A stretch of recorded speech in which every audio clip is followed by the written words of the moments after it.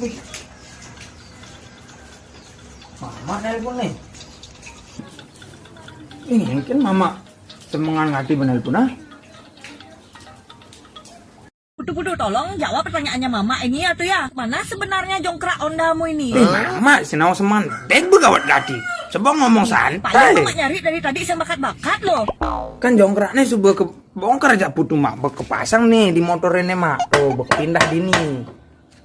Onda Mama, masih mama. kecil aja kamu modif menggenepan nih, nggak ngerti dah mama lagi sama kamu lo tuh. Mama sih tadi gede aja putu mak. Tuh motornya putu mama bawa-bawa. Karena tadi mama bawa ke pekan gila-gila lagi pelaknya. Ada apa ini dengan motor? Oh kalau gitu udah biasa mak.